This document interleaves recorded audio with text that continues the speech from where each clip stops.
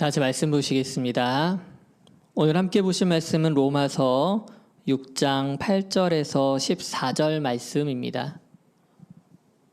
로마서 6장 8절에서 14절 말씀입니다. 다 찾으신 줄 알고 우리 한 목소리로 봉독하겠습니다. 시작. 만일 우리가 그리스도와 함께 죽었으면 또한 그와 함께 살 줄을 믿노니 이는 그리스도께서 죽은 자 가운데서 살아나셨음에 다시 죽지 아니하시고 사망이 다시 그를 주장하지 못할 줄을 알미로라. 그가 죽으심은 죄에 대하여 단번에 죽으심이요 그가 살아계심은 하나님께 대하여 살아계심이니 이와 같이 너희도 너희 자신을 죄에 대하여는 죽은 자요 그리스도 예수 안에서 하나님께 대하여는 살아있는 자로 여길지어다. 그러므로 너희는 죄가 너희 죽을 몸을 지배하지 못하게 하여 몸의 사욕에 순종하지 말고 또한 너희 지체를 불의의 무기로 죄에게 내어주지 말고 오직 너희 자신을 죽은 자 가운데서 다시 살아나신 자 같이 하나님께 드리며 너희 지체를 의의 무기로 하나님께 드리라. 죄가 너희를 주장하지 못하리니 이는 너희가 법 아래 있지 아니하고 은혜 안에 있음이라. 아멘. 지금은 천국에 계신 오카는 목사님께서 부활절을 맞아 인터뷰하신 기사를 보았습니다. 기자가 부활의 의미에 대해서 묻자 이렇게 대답하셨습니다. 부활은 기독교인의 자존심 그 자체입니다. 예수님의 부활이 없었다면 우리도 부활할 수 없고 부활하지 못했다면 우리만큼 불쌍한 존재가 없기 때문입니다. 부활이 있기 때문에 세상 사람과 다르게 살아도 성경 말씀대로 살면서 다소 손해를 보더라도 괜찮은 것입니다. 그리고 목사님은 부활 신앙의 능력에 대해서도 이렇게 말씀해 주십니다. 대부분 사람들은 죽음에 대한 절망이 앞서고 절망에 눌려 사는데 이는 뒤집을 수도 없고 누구나 맞는 사건이기 바로 죽음이기 때문입니다. 그래서 가진 자는 더 가지려고 하고 없는 자는 더욱더 절망에 빠지지만 부활 신앙을 믿게 되면 죽음 이후 새 세상을 보게 되고 욕망과 집착, 탐욕에 대한 브레이크를 갖게 됩니다. 꽤 오래전 인터뷰이지만 현재를 사랑하는 저와 여러분에게 주는 깊은 교훈이 있는 말씀이라고 생각됩니다. 저는 현대 기독교와 기독교인이 그 빛을 잃어가는 데에는 이러한 부활 신앙이 약해지고 있기 때문이라고 생각합니다. 부활 신앙이 약해졌다는 것은 지금 살아가는 현생의 집착이 커졌다는 것입니다. 육체적 죽음 이후에 천국과 부활에 대한 소망이 없기 때문에 믿음이 약하기 때문에 지금 잘 살아야 한다는 욕심이 생기는 것입니다. 우리가 사는 삶이 지금에서 끝난다면 기독교를 믿으면 안 됩니다. 하지만 그리스도인들은 그 반대의 삶을 살아가는 사람들입니다. 현생에 집착하고 지금 삶의 최고의 자리에 오르려고 아둥바둥하면서 사는 것은 도리어 지는 삶을 사는 것입니다. 천국의 약속을 믿고 부활의 삶을 지금 살아가는 성도라면 지금 살아가는 삶을 도리어 여유와 감사로 살아야 하는 줄 믿습니다. 부활을 믿고 그것을 처음 보여주신 예수님의 뒤를 따라 그분이 이 세상에 계실 때 어떤 발자취를 남기셨는지 곱씹으면서 같은 발걸음을 하나라도 남기겠다는 그런 생각으로 살아야 할 줄 믿습니다. 사랑하는 함께 세우는 성도 여러분, 오늘 부활의 이 아침에 다시 한번 부활의 삶을 살아가겠다는 결단이 있길 원합니다. 오늘 말씀의 제목은 함께 죽고 함께 사는 부활입니다. 누구와 함께 죽었습니까? 바로 예수 그리스도입니다. 그리고 누구와 함께 삽니까? 맞습니다. 그 또한 예수 그리스도인 줄 믿습니다. 예수님께서 혼자 죽으신 것도 아니요. 그분만이 혼자 부활하신 것도 아닙니다. 우리도 그분과 날마다 죽고 첫 열매 되신 주님을 따라 우리 또한 부활할 것을 믿습니다. 오늘 말씀을 통해 기독교인의 자존심인 부활을 다시 한번 더 확인하는 그런 귀한 시간이 되길 소망합니다. 톨스토이는 죽음에 대해서 이렇게 말했습니다. 이 세상에 죽음만큼 확실한 것은 없다. 그런데 사람들은 겨우살이는 준비하면서도 죽음을 준비하지 않는다. 톨스토이는 3살 때 어머니를 그리고 10살 때 아버지를 잃었습니다. 그리고 35살 때에는 형마저 먼저 보내게 됩니다. 그에게 죽음은 현실이었고 두려움이었습니다. 그는 작품 속에서도 그러한 죽음에 대한 깊은 성찰을 보입니다. 그의 작품 중에 이반 일리치의 죽음이라는 단편 소설이 있습니다. 소설의 시작은 이 이반 일리치라고 하는 45살 젊은 판사의 사망 소식으로 시작합니다. 그 소식을 들은 사람들은 애도를 표하는 것 같으면서도 사실은 그의 죽음이 가져다주는 자신들의 변화와 이익에 대해서 집중합니다. 그의 자리에 새로운 사람은 누구인지 관심을 갖고 그로 인해서 내 주급은 오르는지 가늠을 합니다. 그들이 그런데 공통적으로 가진 감정은 다른 것이 아니라 죽은 사람이 내가 아니고 그 사람이라는 안도감이었습니다. 이반 일리치는 돈과 명예를 쫓아 사는 어찌 보면 참 평범한 사람이었습니다. 아둥바둥 살던 그는 갑자기 찾아온 병에 서서히 무릎을 꿇고 맙니다. 그리고 그는 그의 죽음 앞에서 자신의 삶을 돌아봅니다. 그리고 어쩌면 자신도 이 소설 초기에 나오는 그런 남의 삶과 죽음에 별다른 관심이 없는 사람이었다는 것을 깨닫게 됩니다. 그는 스스로 자신의 삶을 변호할 수 있는지 깊게 고민하지만 결국 자신의 삶은 헛되었고 변호할 것이 없다는 결론에 이릅니다. 죽음 앞에서 사람들은 변화될 수밖에 없습니다. 세상에서 사는 동안은 자신의 힘과 능력을 믿고 살았는데 죽음 앞에서는 아무 소용이 없기 때문입니다. 죽음 이후에 대해 알 수도 없고 자기 힘으로 바꿔나갈 수 없기 때문에 그 앞에서 무기력해질 뿐입니다. 오늘 성경 본문을 쓴 사도 바울은 죽음에 대해서 깊이 체험한 사람입니다.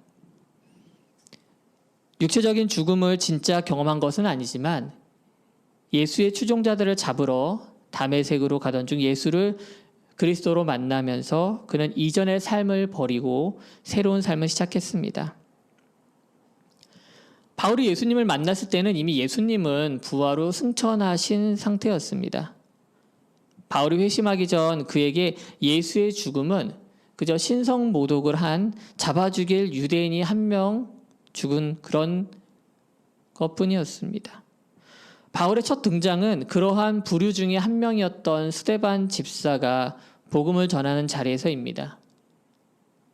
바울은 스데반 집사가 돌에 맞아 죽는 장면에서 그저 사람들이 돌을 던지기 위해서 자신들의 옷을 벗어둔 자리에 서 있었고 그저 그런 상황을 지켜보는 편에 서 있었습니다.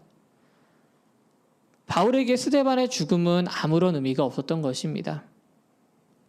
그러나 바울은 예수님을 진정으로 만난 후 죽음이 다른 의미로 다가왔습니다. 예수를 그리스도로 만난 그는 자신의 이전의 삶은 죽었다고 여러 차례 이야기합니다.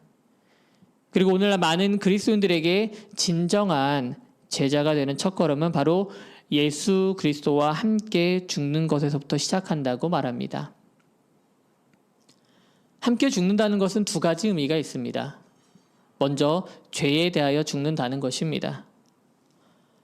바울은 우리 이전의 삶을 보고 죄 가운데 살았던 삶이라고 말합니다. 은혜를 입은 우리는 더 이상 죄 가운데 거할 수 없습니다.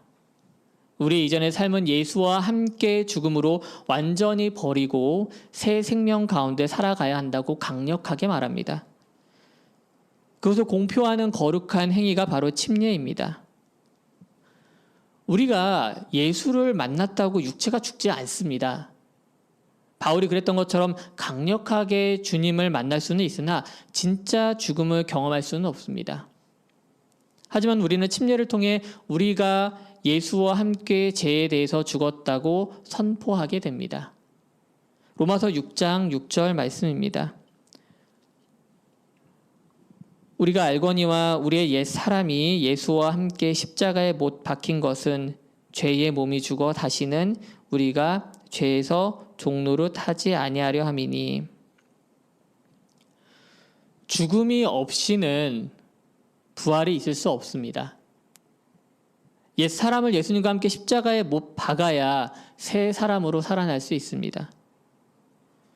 우리가 죽기를 각오하지 않으면서 부활만을 소망한다는 것은 어불성설입니다.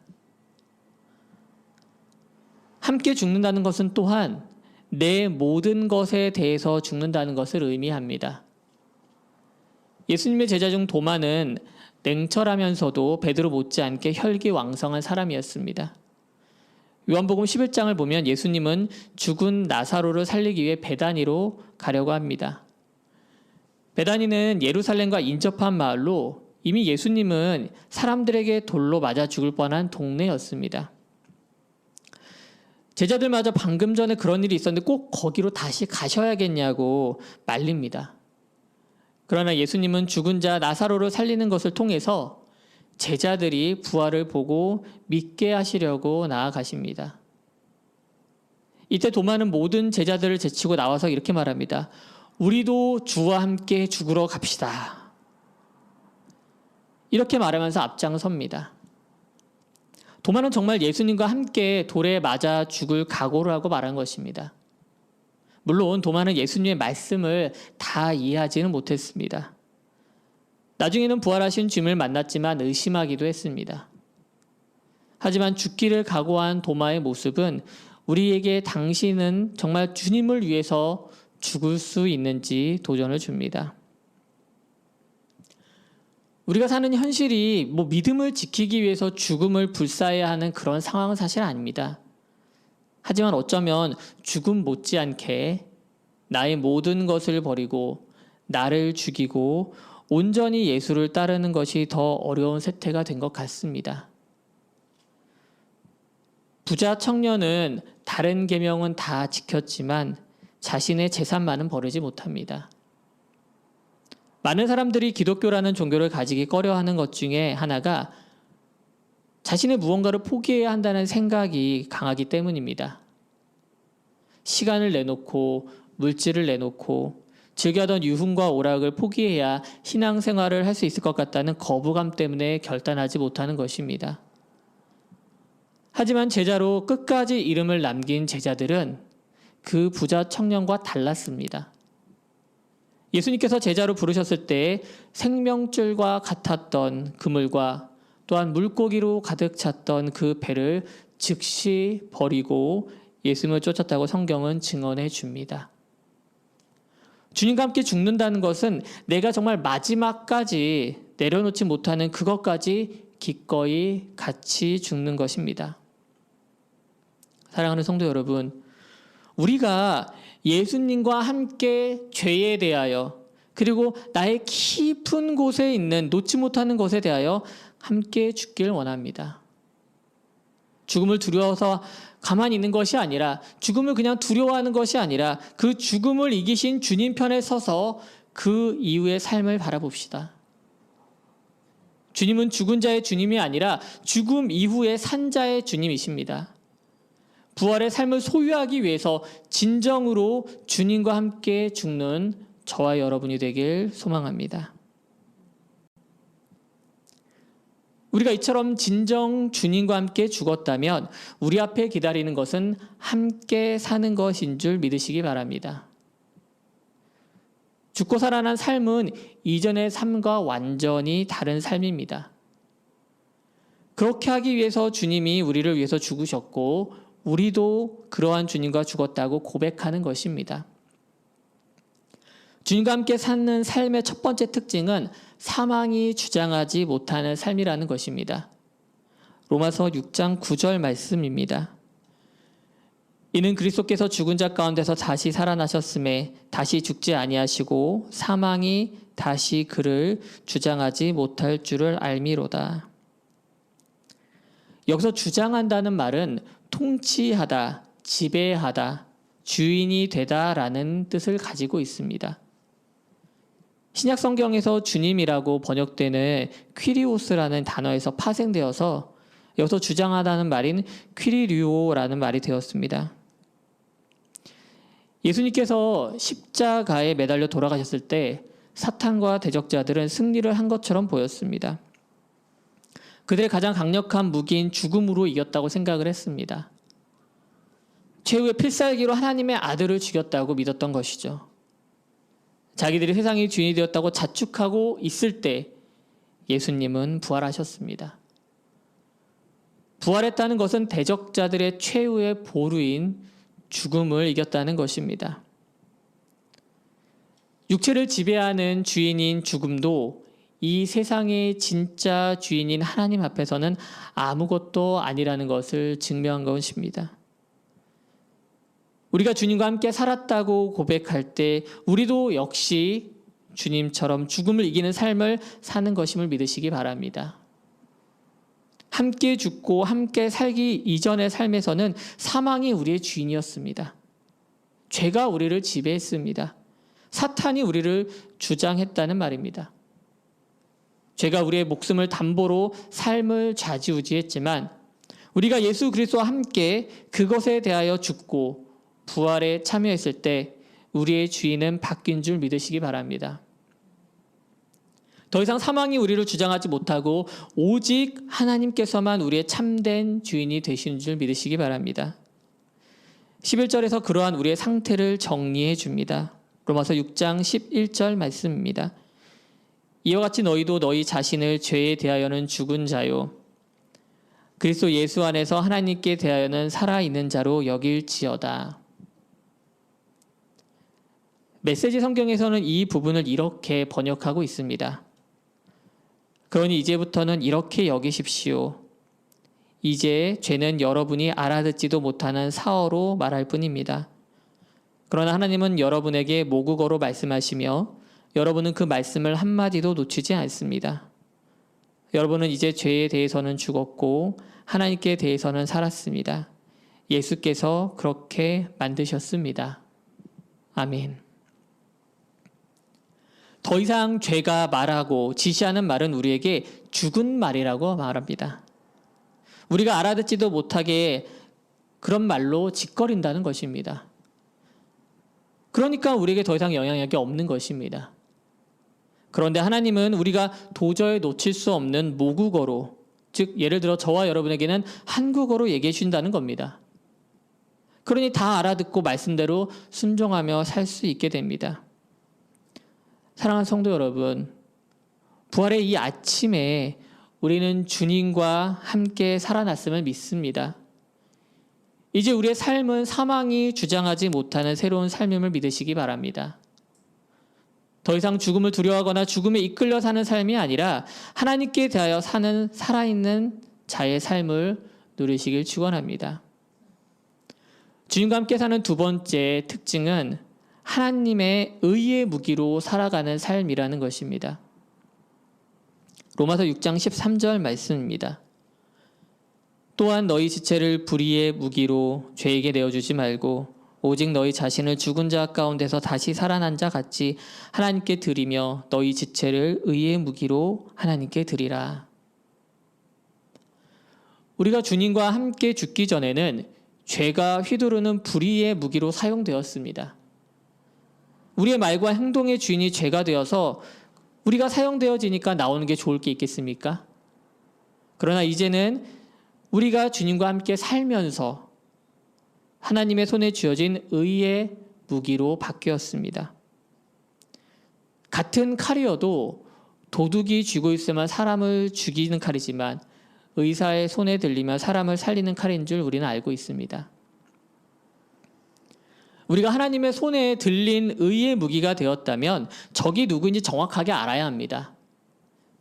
우리의 적은 죄인 줄 믿습니다.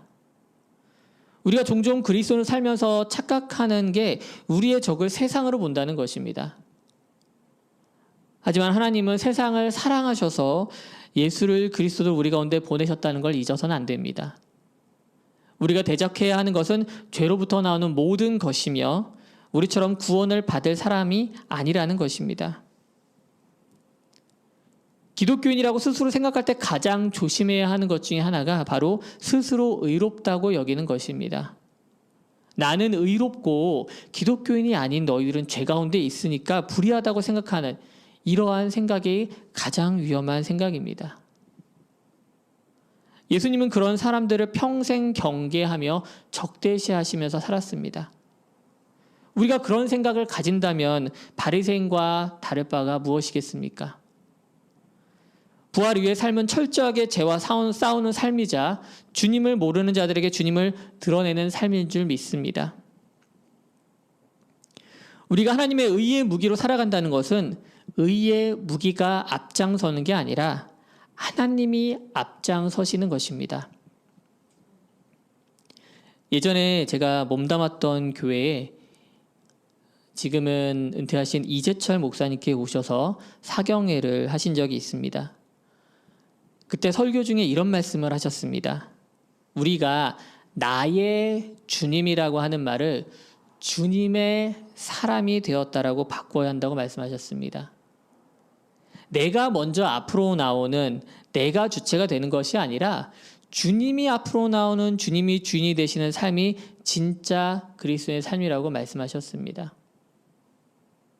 내가 주어가 아니라 주님이 주어가 되시고 나는 동사의 삶을 사는 상태가 진짜 그리스도의 삶이라고 하신 말씀이 기억납니다. 사랑하는 성도 여러분, 정말 주님 손에 들려서 주님이 주어 되시고 그분의 뜻대로 살아가는 동사의 삶을 살아가고 있는지 돌아보길 원합니다. 우리가 하나님의 손에 들린 의의 무기로 살아야지 우리의 의지대로 마음대로 찌르고 썰어버리는 그런 삶은 동사로서의 삶이 아닙니다. 우리의 모든 것을 주인 되시는 그분의 손에 맡기는 그러한 삶을 살아가시길 주님의 이름으로 축원합니다. 말씀을 마무리하겠습니다. 제가 하루의 대부분을 보내는 곳은 집에서도 가장 작은 방입니다. 한나절 거기서 일을 하고 잠도 자고 일어나기도 하니까 하루 종일 있다고 해도 과언이 아닙니다. 때로는 좀 쳇바퀴처럼 살아간다고 느낄 때가 있는데요. 그래도 요즘 제게 작은 즐거움을 주는 하나가 있습니다. 바로 손을 뻗으면 닿을 만한 곳에 있는 꽃과 꽃가지들입니다. 요즘에 진 분홍색의 꽃을 피우고 있는데 참 아름답습니다. 근데 제가 그런 쪽에는 문외한이라서 이름을 잘 몰라서 어떻게 할까 하다가 이 디지털 시대를 살고 있지 않습니까? 요즘에는요, 얼마나 잘 발달됐는지 앱으로 그 꽃을 사진을 딱 찍으면 그 꽃이 무엇인지 딱 알려줘요. 그래서 제가 찍어봤더니 이름을 복사꽃이라고 이름을 알려주더라고요. 이 진 분홍색의 정말 아름다운 꽃은 정말 흐드러지게 피면서 정말 내가 여기 있어요 라고 마치 뽐내는 것처럼 있습니다. 그런데 잘 생각해 보니까 이 꽃나무들은 제가 이사 올 때부터 사실 그 이사 오기 전부터 먼저 이곳에 있었습니다. 그런데 평소에는 인지를 못하다가 지금 4월이 되니까 만개해서 알아보게 된 것입니다. 마치 겨우내 죽은 것처럼 보였던 나무들이 그 속에 생명이 있다고 내가 이곳에 있어 왔다고 소리치는 것 같습니다. 오늘 부활의 아침 이 꽃들을 보면서 우리도 이렇게 살아야겠다는 생각이 들었습니다. 차디찬 겨울에 대해서는 죽은 것처럼 지내고 부활이 있는 4월에는 꽃을 피어 살아나는 것처럼 우리의 삶도 죄에 대해서는 죽고 부활에 대해서는 살아나는 그런 삶을 살길 소망합니다. 사랑하는 함께 세우는 교회 성도 여러분, 우리 옆에 있는 성도들과 함께 죽고 함께 사는 삶을 살자고 결단하길 원합니다. 오늘 말씀에서 본 함께 죽고 함께 사는 부활의 삶이 무엇이었습니까? 더 이상 죄가 우리를 주장하지 못하는 삶입니다. 그뿐 아니라 우리가 우리를 주장하지도 못하는 줄 믿습니다. 하나님의 손에 들린 의의 무기가 되어서 내 삶의 주인이 바뀌었음을 시인하고 주님이 원하시는 대로 살아가는 삶인 줄 믿습니다.